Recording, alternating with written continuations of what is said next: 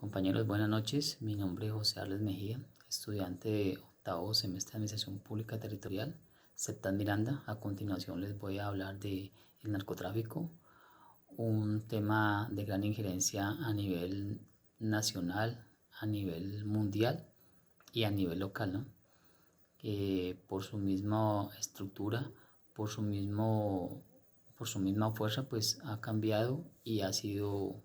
incluido en muchas agendas de los países, quienes han visto abocados en cambiar sus presupuestos para poder iniciar una lucha frontal contra ese flagelo, ¿no? Entonces han dejado de poder invertir en otros factores como educación, salud, vivienda, para poder dar esa lucha contra esos flagelos, ¿no? Por ejemplo, en el caso colombiano, pues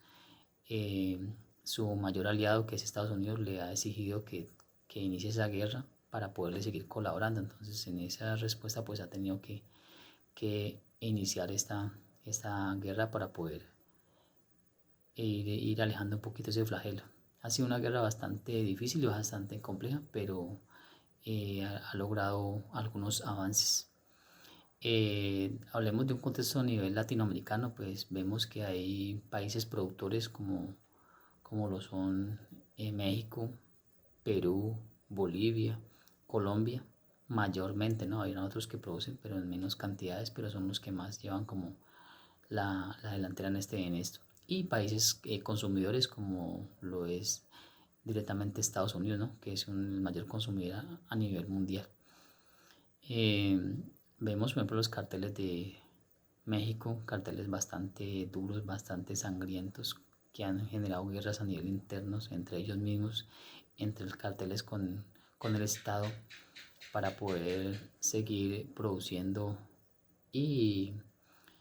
eh, sacando esos productos de México hacia Estados Unidos. Vemos cómo esas guerras a veces han trascendido hacia otros países de Centroamérica, como lo es Salvador, Honduras, donde también, por ser un corredor también para paso de estos productos hacia Estados Unidos, pues también han sido bastante afectados. A nivel de Sudamérica, pues podemos ver el caso de Perú,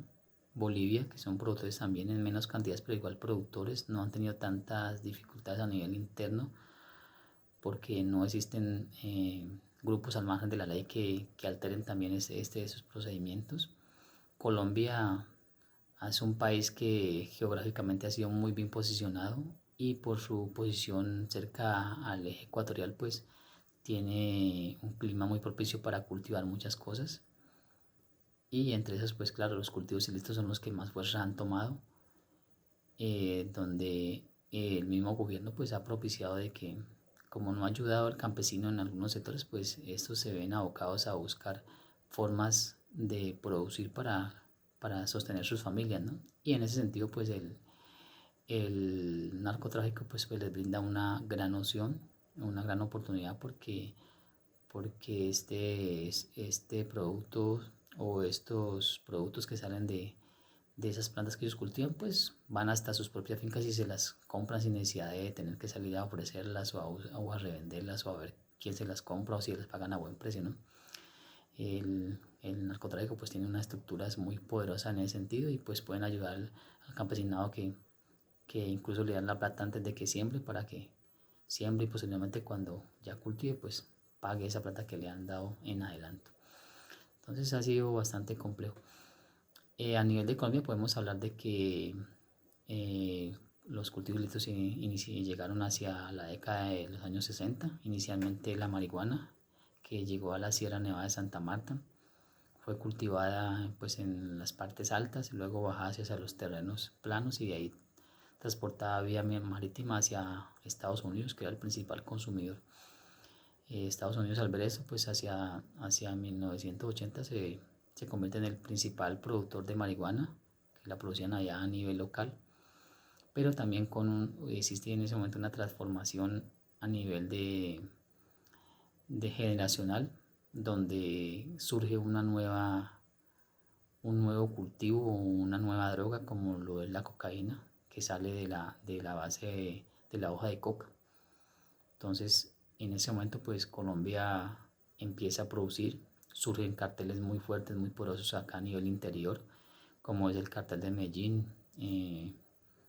con Pablo Escobar a su mando, los hermanos Ochoa, Rodríguez Orejuela de acá del norte del Valle, eh,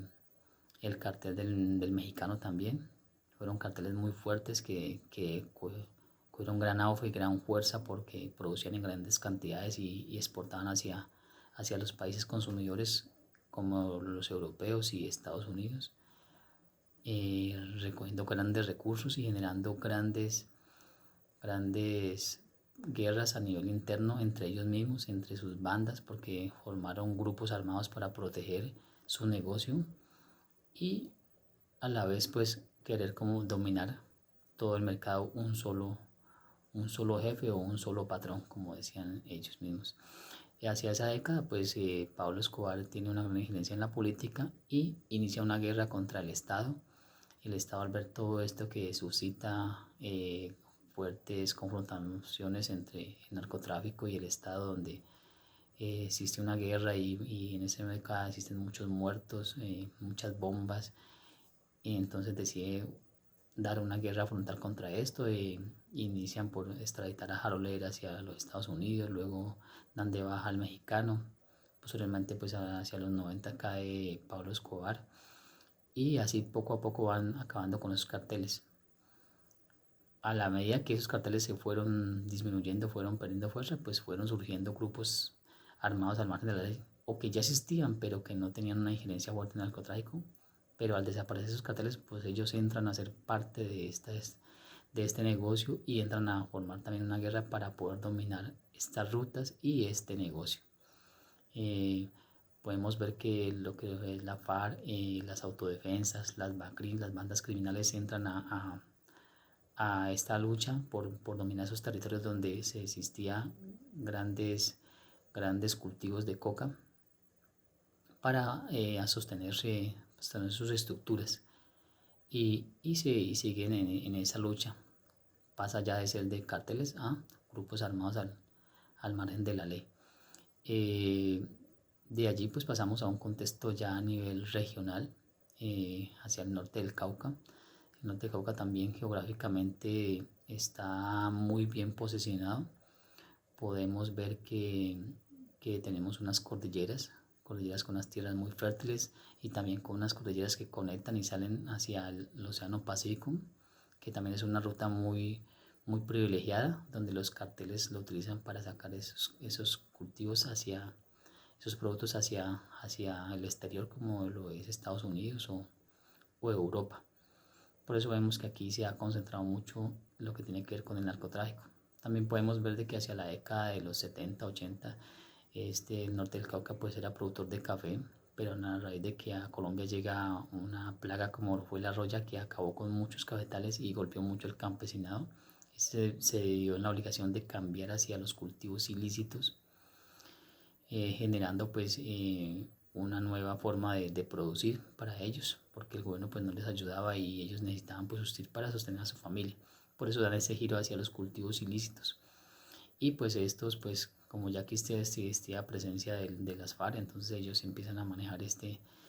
negocio y pues a quienes no querían tener esos negocios o esos cultivos en sus parcelas, en sus tierras, pues los hacían desplazar o simplemente los desaparecían. Entonces se inicia esa confrontación aquí en el norte del Cauca. Ya más aquí a nivel local, hablando del municipio de Corinto, pues vemos que ha existido siempre ese problema, ese flagelo y más cuando pues las FARC pues tenían un posicionamiento fuerte en ese sector. También podemos ver que después de todos esos flagelos que hemos tenido de desplazamiento, de fuerte confrontación entre el ejército, entre los grupos armados de la ley, entre el Estado,